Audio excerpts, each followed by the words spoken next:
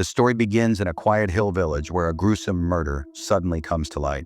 When Inspector Yong arrives at the scene, he is shocked by what he sees. A couple has been brutally murdered, and the entire room is soaked in blood. The investigation reveals that the murder was committed elsewhere, and the bodies were brought into the room afterward, left there to slowly bleed to death. The room appeared as though some kind of ritual had taken place. On the floor, broken sticks had been arranged in a circular pattern, and strange occult symbols were pasted on the walls. Then Yong's eyes fall on a man quietly sitting in a corner outside the house. His body is covered in boils and sores, his clothes soaked in blood, and his eyes appear lifeless, devoid of any consciousness. Everyone suspects he is the murderer, but instead of fleeing, he just sits there as if waiting to be arrested. Yong senses something strange. When he discusses the case with his colleague, he learns of another shocking story. A Japanese man who had arrived recently was seen in the forest near the village. One of the villagers, while chopping wood, saw this man chewing raw meat from a dead deer. Ever since, a series of mysterious deaths began in the village. Yong now feels this can't be a coincidence. Suddenly, the lights go out at the police station, and a naked woman appears at the main door. Yong and his colleague run toward the door, but the woman disappears from there. Then Yong receives another call. There's a fire in a house. When he arrives, only one woman is found alive, but her behavior has become extremely violent. She lunges at Yong and throws him to the ground. However, a police officer arrives in time to stop her. When Yong gets up, he sees the same Japanese man in the crowd. There is no fear or surprise in his eyes, as if he had expected all of this. That's when Yong remembers that this is the same woman who was seen outside the police station a while ago. Before Yong can question her, the woman is killed. Investigation reveals that the woman's family didn't die in the fire, but were hacked to death with an axe. The police suspect that perhaps the woman herself killed them all and later committed suicide out of shame. Yong questions the neighbors and a new mystery comes to light. Some time ago, that Japanese man had visited the woman's house. After that, her behavior changed. She would often roam the village at night without clothes, and people had seen wounds and boils on her skin. Now Yong also recalls the first suspect, whose body had similar boils. While Yong is discussing this with his colleague, a girl named Myung-ju suddenly approaches and throws a stone at him. Everyone thinks she is crazy, but later the same Myung-ju calls Yong and takes him to a burnt area and says that she herself saw the woman murdering her family. It becomes clear that Myung-ju is the sole eyewitness of that horrifying massacre. Yong immediately called his fellow constable and told him to reach there at once. But as soon as Yong ended the call and turned back, Myung-ju had disappeared.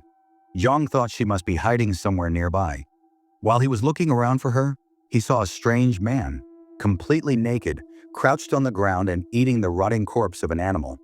Suddenly, the man looked towards Myung-ju. Yong was so terrified that he ran away in panic, but the man began chasing him. Just then, Yong woke up. It had all been a terrifying dream. He hadn't even taken a full breath of relief when his panicked wife arrived. She informed him that their daughter had suddenly developed a high fever. But Yong's priority was still the mysterious happenings in the village. He told his wife to look after their daughter and set out with a local man in search of the Japanese man. However, while going through the hills, the man was struck by lightning during a heavy storm and had to be taken to the hospital. Yong blamed himself for it. Just then, noise came from one of the hospital rooms. When he reached there, he saw that the same initial suspect who had murdered the couple was trembling in a strange way and died shortly after. Now the death of both suspects disturbed Yong even more. As he sat alone trying to connect the dots between these events, he suddenly heard a scream from his daughter Hyojin's room. When he rushed there, he found his daughter trembling violently, just like the first suspect. Seeing her condition, Yong intensified his investigation. With the help of a man, he found the hideout of the Japanese man. When they got there, they saw a strange kind of ritual altar set up in the room. At that moment, the constable also found several photos of victims in a secret room. As the two were trying to make sense of the mystery, the dog suddenly became aggressive. But just then, the Japanese man appeared and calmed them down. It became clear to all three that this man was hiding a deep secret. Still, instead of harming them, he told them to leave the village. On the way back, the constable told Yong that he had also seen his daughter's shoe in that room. Hearing this, Yong got goosebumps. As soon as he reached home, he asked his daughter if she had lost her shoe. But Hyojin replied carelessly and then started hurling insults at Yong in inappropriate language. His daughter had always been calm and sweet. This change shook him to the core. That night, while she was asleep, Yong peeked into her room. He saw large boils on her feet, just like the previous victims. Now terrified, Yong joined forces with the man and went back to confront the Japanese man, threatening him to leave the village and not harm his daughter. They even smashed the shamanic altar there with an axe. But just then, a chained dog broke free and lunged at Yong. To save himself, Yong killed the dog. But when he returned home, half of his body suddenly became paralyzed, and the dog he had killed was now hanging upside down at his front door. His wife was shocked with fear. Suddenly, screams came from the neighboring house. Yong and his wife ran there and found their elderly neighbor had died a painful death. In one corner of the room, their daughter Hai-jin was standing, frightened and trembling, holding a knife in her hand, as if she were trying to protect herself from an unseen danger. Yong had already realized that behind all of this was the same Japanese man who had come to the village a few days earlier. But before capturing him, the most important thing for Yong was to save his daughter. Yong immediately went to a well-known village exorcist named Il Guang. After seeing Hai-jin, Il Guang said her condition was serious. Muttering a chant, he rushed outside. Yong ran after him. At the exorcist's instruction, he lifted a large water jar from the courtyard and placed it nearby. Once all preparations were complete, the exorcist began the purification ritual.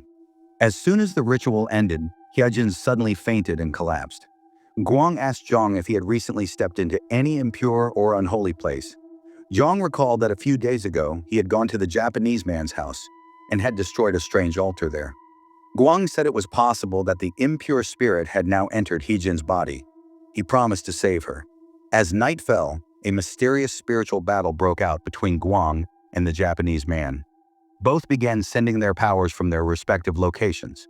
As the clash intensified, Hyejin's body began convulsing, and she let out painful screams. Guang did not give up and countered the Japanese man's dark energy with all his strength. After a while, the Japanese man's power began to weaken, but by then, Yong's daughter was on the verge of death. Crying, she pleaded with her father to stop Guang. Seeing his daughter's condition, Yong's heart softened. He ran outside and toppled the altar with all his might. Because of this, the Japanese man escaped. After Guang left, Yong decided that he would now deal with the Japanese man himself. He called some of his trusted friends and they all took up weapons and headed toward the Japanese man's hideout. But when they got there, the Japanese man was gone. Just then, a disfigured and terrifying-faced man emerged from the nearby forest.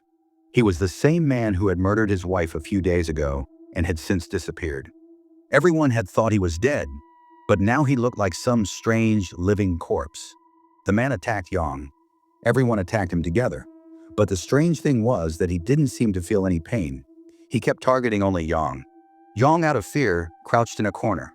Suddenly, the zombie-like man collapsed to the ground and fell unconscious. Guang's hunch had been right. That old man had turned him into a living corpse so he could kill Yong. But as soon as his dark ritual was broken, he became inactive. Yong now set out to find the Japanese man. But the Japanese man was watching everything from somewhere else. He was hiding in a cave, keeping an eye on everything from afar. Yong gathered his friends and followed his trail to a ravine. But even there, they couldn't find him. Yong broke down in despair. His only goal now was to save his daughter from that Japanese man. But little did he know, the Japanese man was still hiding somewhere nearby. Silent and ready for his next move, he was crouched in a corner. His fear was that Yong and his friends might spot him, but then he saw a girl standing in front of him. For some unknown reason, he started chasing the girl. But the very next moment, he was hit by an oncoming car. The car was being driven by Yong himself. To cover up the incident, Yong threw the body into a nearby ravine and went straight to the hospital to check on his daughter's condition. Fortunately, Hyejin had now returned to normal. Yong thought that the series of mysterious events had finally come to an end. But that was his illusion. That very night, another painful incident occurred in the village. A man murdered his wife, and it wasn't just anyone, it was Yong's colleague. It now became clear that the real demonic force was something else entirely. Guang set out to meet Yong to tell him the truth. But as soon as he reached Yong's house, the same girl was standing at the door.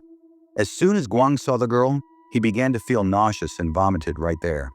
To save himself, Guang decided to leave the village. But while fleeing, hundreds of insects started hitting the window of his car. Terrified, he jumped out of the car. However, when he looked again, there was nothing on the car. He now became certain that even if he left the village, the girl's curse would still follow him. He then decided to join Yang in fighting this demonic force. He immediately called Yang and told him that the girl was behind everything and that he must return home immediately because she had been seen near his daughter's house. Yang rushed back but found his daughter missing. As he stepped outside, he encountered the girl on the way. She told him that Hyejin had returned home, but also issued a warning. Until he captures the spirit, Jong should not return home, or everyone's life would be in danger. Jong didn't believe her words because he was convinced the old man was already dead. But the girl explained that he wasn't an ordinary human, but a cursed spirit who could come back to life again and again, and only she could stop it. Meanwhile, Guang called again and told Jong to go home immediately and see everything for himself. This time Jong listened to Guang, but as soon as he reached home, he realized the horrifying truth about his future. His wife and mother-in-law had been brutally murdered, and his daughter stood silently, witnessing it all. Now Jong understood that the real one was the girl, and the true demon was that Japanese man whom he had already assumed to be dead. But no one believed the girl's words, and she sat alone in despair. On the other hand, Guang had secretly entered Yong's house and was taking pictures of the dead bodies. Now the truth was revealed. Guang and the old man were working together. Guang had done all this to extort money. He had taken a large sum from Yong even before Han's worship ceremony. The old man's motive was blood and fear. He would murder and collect photographs of the victims. That was his twisted obsession. In reality, this was all a well-planned conspiracy. Yong had a chance to set everything right, but he trusted the wrong people, and that one mistake destroyed his entire life. With this, the story ends here. Subscribe to this channel for more horror stories like this.